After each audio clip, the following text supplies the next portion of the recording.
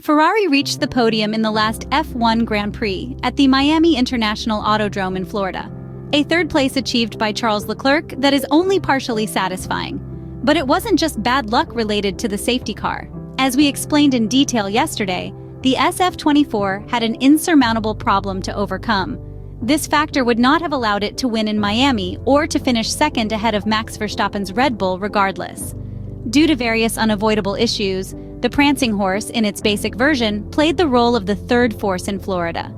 Going back to Saturday, where the second F1 sprint event took place, the top speed at the end of the high-speed straights for Ferrari was not optimal. The Italian car generates a good amount of aerodynamic load, but at the same time, its level of drag is certainly not the best.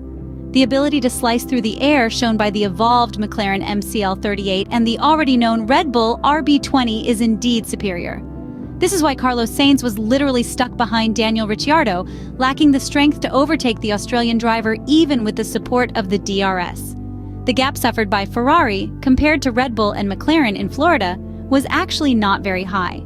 For this simple reason, the SF-24 was able to maintain a stable gap on the RB20 in the second stint with the hard tires after the safety car, despite not having the weapons to attack.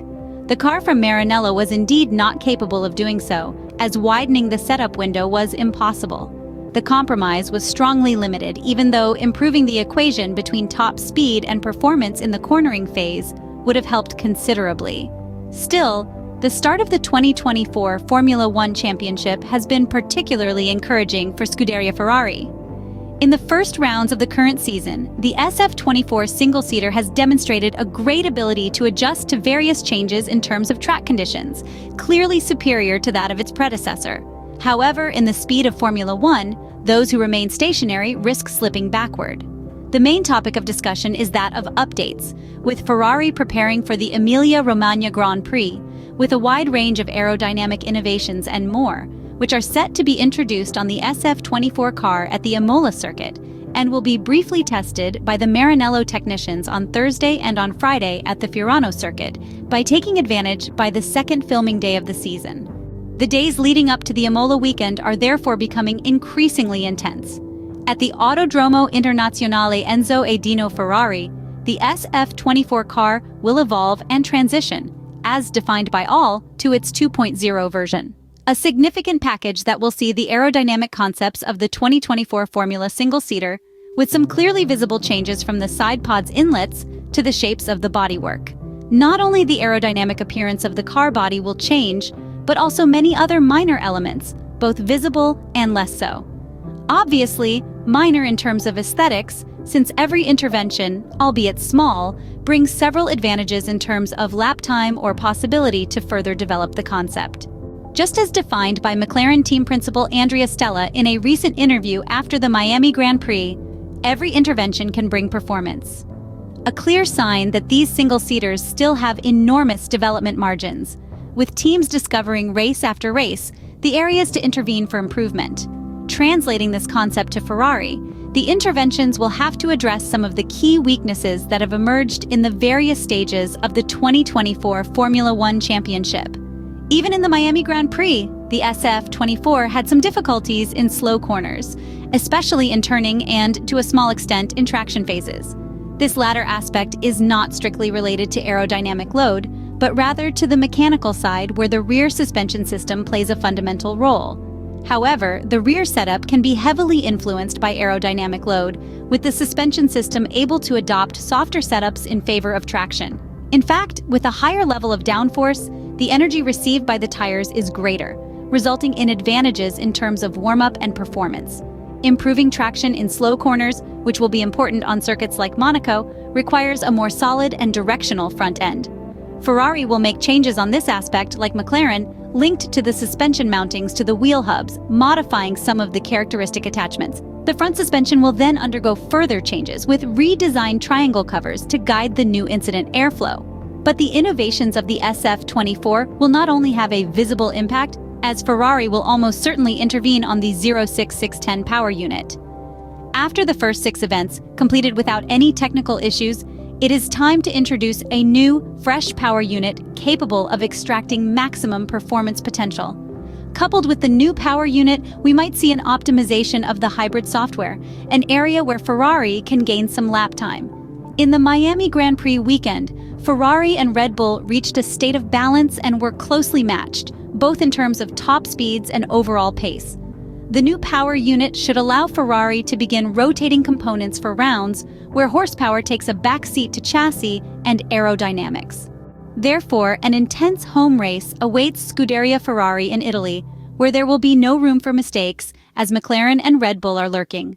For this reason, the SF-24 car will hit the track tomorrow and the day after with the SF-24 2.0 at Fiorano to gather as much data as possible before the 3 hours of free practice in Imola. Scuderia Ferrari, therefore, has a carefully planned schedule for its upcoming activities, leaving nothing to chance.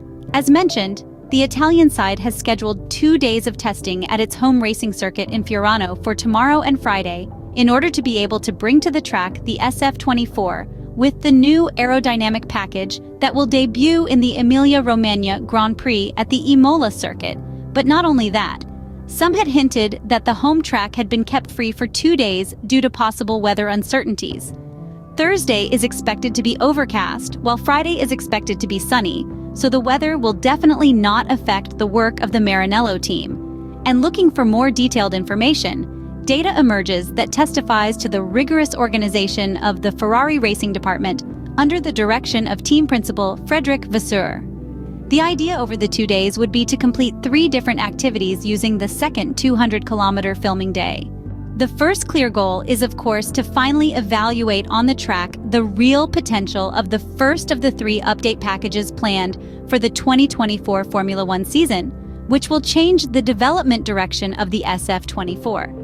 It will not be a very long test given the usual restrictions for such activities, but it will provide the Ferrari technicians with some valuable data to start evaluating and analyzing the updates that should hopefully reduce the gap to McLaren and Red Bull and allow the Ferrari drivers to challenge for the race victory on any type of track. The second goal for the Fiorano run is to carry out commercial filming after Hewlett-Packard became the title sponsor from the Miami Grand Prix, while the third is for the Maranello team to be able to offer Ferrari Junior Oliver Bearman, the prancing horse's third driver, the opportunity to train for his first outing in the Haas VF24, which will take place in the first free practice session at the Enzo and Dino Ferrari circuit.